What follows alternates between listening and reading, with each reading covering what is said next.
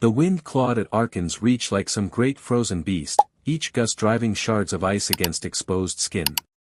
Kale Ryden pulled the collar of his battered thermal coat tighter around his neck and kept moving, boots crunching through knee-deep snow. A cloth sack of fresh bread was tucked under one arm, the heat long gone but the scent still warm enough to remind him of better places. The settlement streets were little more than frost-covered trenches between low, squat buildings of alloy and stone. The pale daylight barely pierced the constant gray haze overhead, as if the colony itself had been entombed in shadow since its founding. 15 years in this place, and the weather regulators still can't keep the airfitters running. He muttered the thought to himself, his breath vanishing instantly into the swirling cold. At 53, Kale carried himself with the deliberate steadiness of a man who had outlived wars, betrayals, and enough loss to fill a graveyard. 2.5 decades in the Terran Defense Corps had left him with scars, both etched into his skin and buried deep inside, before he bought his refuge, a tavern at the farthest edge of human territory. It wasn't much, just a sturdy shell of local stone reinforced with off-world plasteel, but it was his. After years of following orders and watching friends vanish into smoke and blood, owning a patch of ground he could defend was a kind of salvation. He was almost at the tavern when movement caught his eye, a flicker of life in the alley beside his back wall. Kale stopped, narrowing his gaze through the storm.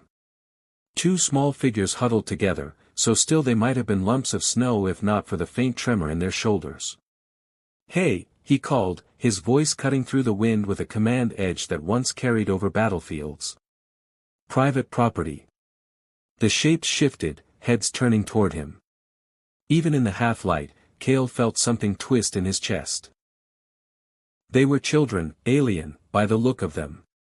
Their delicate features and luminous eyes gave them away instantly as Varen, a people known more for their art and diplomacy than for enduring such hostile climates.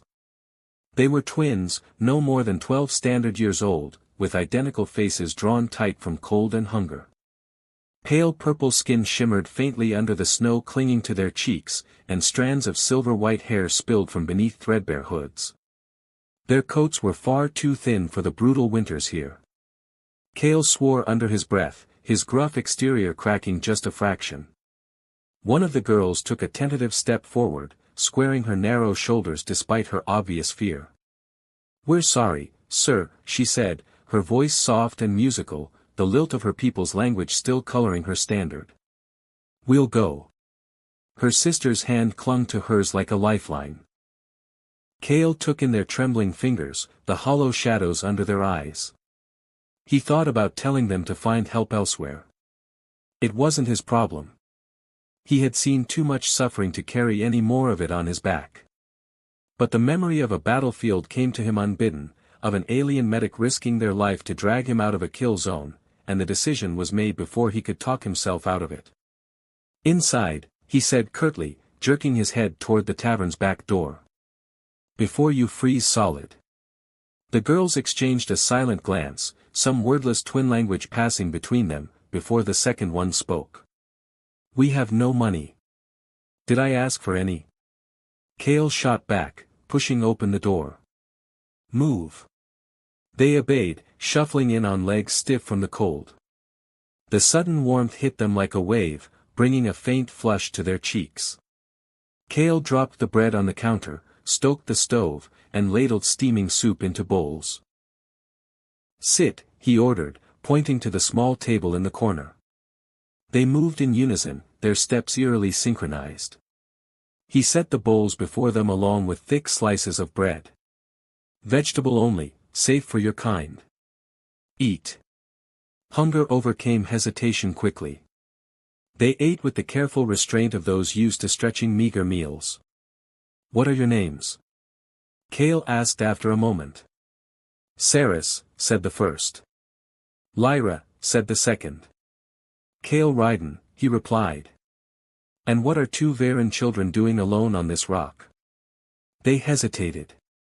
"Our parents were researchers," Saris said slowly. "They died 3 months ago." Kale's jaw tightened. He remembered hearing about an explosion at the xenobiology labs across the settlement. "And no one's looking after you?" Lyra shook her head. They contacted the Varen homeworld. But. Kale finished for her. But the collective doesn't care about two orphans stuck in a human backwater. They nodded silently. We were staying in an old storage unit, Saris admitted. But someone changed the locks yesterday. Kale turned away under the pretense of checking the oven, masking the flash of anger in his eyes. He didn't need this. He had his own demons to keep at bay. When he looked back, the table was empty. The bowls had been stacked neatly in the sink, the back door ajar. The girls had vanished into the snow like ghosts, leaving only the faint ozone scent their people carried. Not my problem, he told himself. But the words felt hollow. 10 years changed Arkan's reach, but only just. The storm still came howling down from the northern ice flats, and the pale haze still hung over the colony like a permanent bruise. The atmospheric regulators had been upgraded, the settlement grown larger, but Kale Ryden's tavern, the Wayfarer's Rest, remained much the same. At 63, Kale was leaner, his hair gone entirely silver, but the years hadn't dulled the sharpness in his eyes. The work kept him strong, lugging kegs, scrubbing floors, breaking up the occasional drunken brawl. It wasn't glamorous, but it was simple, predictable. The memory of the Varen twins had faded into something like a dream, faces that would surface only on the coldest nights when the wind howled around the stone walls. Sometimes he wondered if they'd survived. Mostly, he forced himself not to. It was a quiet afternoon when the sound came, a deep, thrumming hum that made the glasses behind the bar vibrate. Too close for a regular landing. Kale stepped outside into the glare of reflected snowlight, shading his eyes. The ship hovering above the street was like nothing in the colony registry, sleek and organic in design, its silver-blue hull catching the light like liquid metal. The kind of vessel that cost more than the entire block it was parked over. The craft lowered smoothly, a ramp unfolding without a sound. Two figures descended. They were Varen, tall, graceful, skin a pale, luminous purple that seemed almost to glow in the thin light. Silver-white hair spilled in shimmering waves down their backs, and their attire looked spun from starlight, each movement catching on the embedded gemstones like a constellation in motion.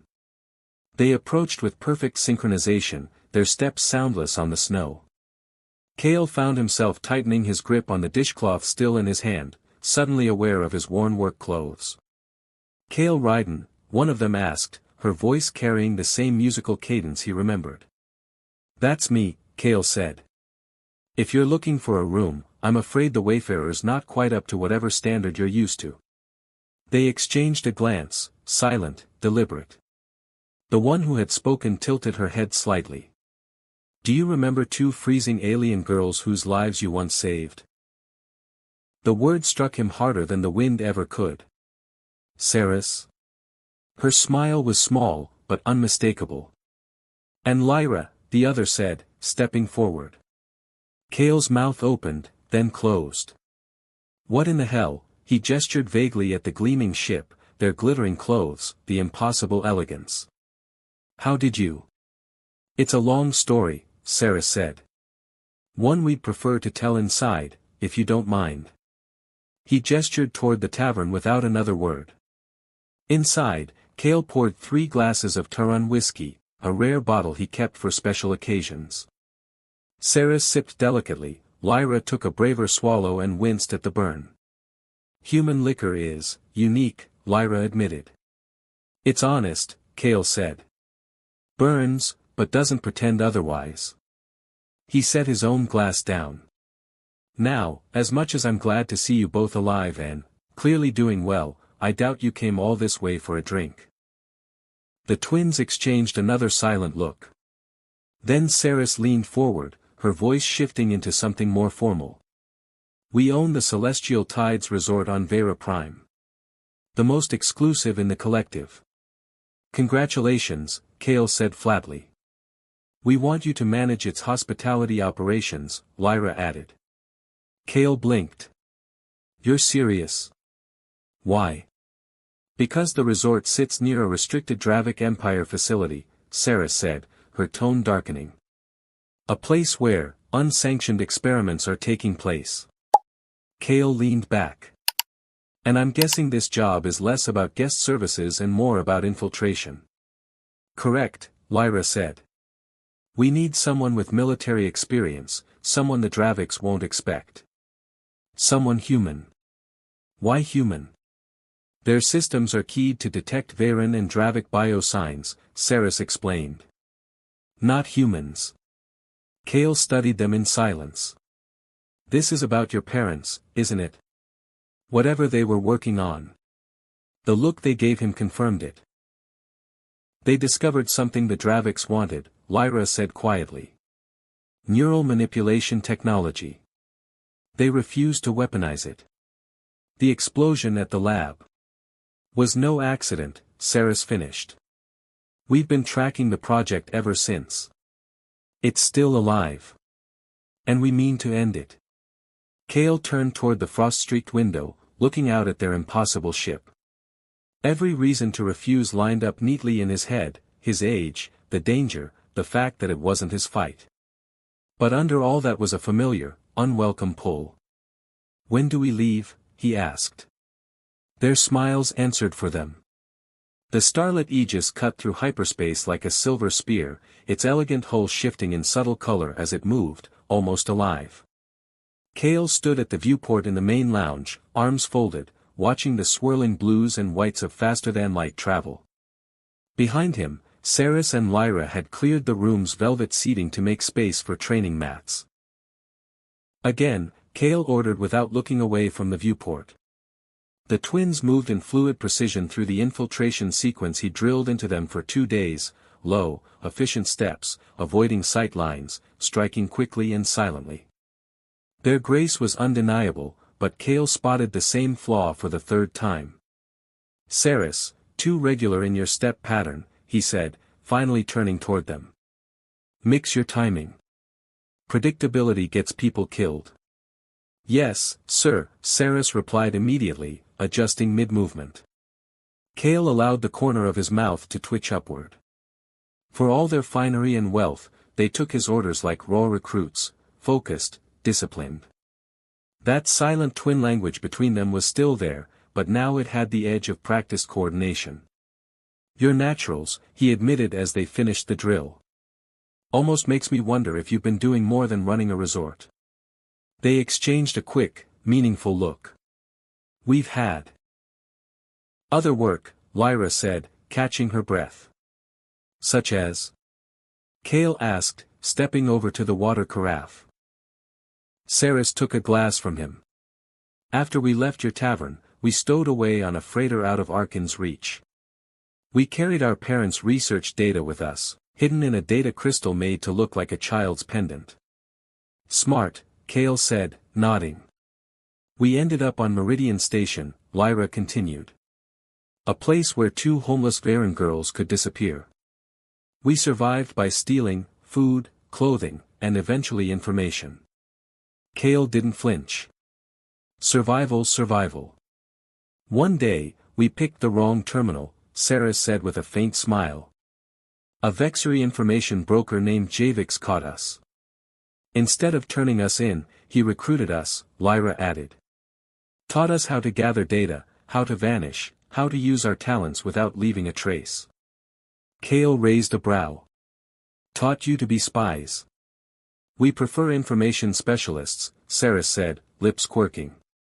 By the time we were 17, we were earning enough to buy our way into circles that would never have let us in otherwise.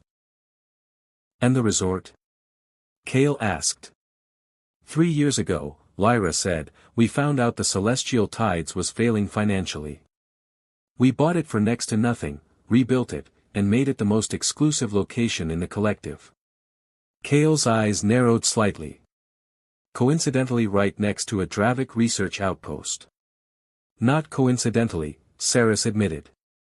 We'd been tracking their activities for years, waiting for a way in. Kale crossed his arms, studying them both. So this is personal. You're not just after the facility, you're after answers about your parents. Yes, Lyra said, her tone hardening. And to stop the Draviks from doing to others what they tried to do to them. He held her gaze for a long moment. You've got more allies than just me, don't you? Saris smiled faintly. A small team, each with their own reasons for wanting the Draviks stopped. You'll meet them when we arrive. Kale leaned back in his chair, a slow exhale escaping him. Against his better judgment, he felt something like pride. They'd gone from starving children in the snow to women who could stand toe-to-toe with professional operatives. Why me? He asked quietly.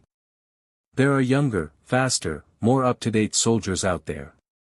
Lyra's answer was immediate. Because when we had nothing, you gave us warmth and food without asking for anything. You saw us as people, not tools. That's rare. Saris's expression softened. And because humans have a way of adapting the Dravik's fear. You think differently. Unpredictably. Lyra added with a hint of mischief, also, you make excellent soup. Kale let out a short laugh, shaking his head. That's your ace argument? Fine. Show me again, how would you approach a Dravik sentry from above? The twins moved back into position without hesitation, and as Kale watched them, he felt it again, the faint stir of purpose he'd thought long dead. Outside the viewport, the hyperspace currents swirled on, carrying them toward Vera Prime, and whatever waited there. Vera Prime gleamed like a sapphire against the black velvet of space. From orbit, Kale could see the vast sweep of its turquoise oceans, the emerald landmasses fringed with pale gold beaches, and cities whose organic architecture looked grown rather than built. The starlit aegis descended toward a peninsula crowned by the Celestial Tides Resort, a cascade of silver and glass structures built into the cliffside, their balconies overlooking a bay so blue it seemed unreal. Lyra guided him through gardens heavy with alien blossoms to a secluded villa. The scent was heady and sweet, drifting on warm sea air. Your quarters, she said, pushing open the doors to a space that blended Veran elegance with eclectic artifacts from across 17 worlds. You've come a long way from a storage unit, Kale muttered. Come, Sarah said, her tone shifting to business. The team is waiting. The strategy room was a sunlit chamber overlooking the bay, now crowded with holographic displays and comms rigs. 3 figures rose as Kale entered. A pale-plated Vexary male clicked his mandibles in greeting. Next, Saris introduced. Tech specialist. A Turellian woman with iridescent scales dipped her head in respect. Sira, Lyra said. Medical lead. Then a human man turned toward Kale, and the years fell away like shattered glass. Hello, Sarge, he said. Dane Foster, Kale breathed. The last time he'd seen that face was on a battlefield 15 years ago, just before the man was reported killed in action. Now I go by Dan Ravel, Foster said evenly. Kale's jaw tightened. We served together, until your op got half our squad killed.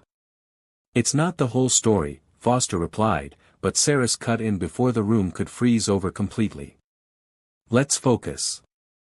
Next. The Vexary brought up a mountain range hologram. Dravik Research Facility. Officially a cultural exchange center. For subterranean levels off the public record. Security. Kale asked automatically. Triple-layer perimeter sensors, atmospheric composition monitors tuned to detect non-Dravik pheromones, and a full Vanguard complement, Nex said. Lyra pointed to another display, an ornate gold-edged invitation. The Galactic Concord Gala, 3 days from now, here at the resort. The Dravik ambassador and lead researcher, TYRK, will attend. We use the gala as cover, Saris explained. TYRK will have clearance codes we can lift. Kale gave her a sharp look. How? TYRK has a fondness for Veran Company, Lyra said dryly. We've arranged a private meeting. That's risky. It's necessary, Saris replied without flinching. Before Kale could respond, Foster leaned in. There's another complication. The Draviks brought in a human security consultant, Colonel Ronan Vaith. The name hit Kale like a blow. Vaith betrayed us on Proxima, left my squad to die. Foster's tone was grim. And now he's running their defense protocols. Kale's voice was flat. You should have told me. We only confirmed it yesterday, Sarah said. Kale turned to the hologram again, forcing his focus back. Then we need a new plan, one that uses the gala for entry but accounts for Vaitha's presence. The twins exchanged a relieved glance. We were hoping you'd say that, Lyra said. We've already started on your cover identity. You'll be our wealthy human patron and honorary father figure. Kale huffed, but a corner of his mouth twitched upward. Guess I'll need a suit. 2 nights later, the gala transformed the celestial tides into a sea of light and music.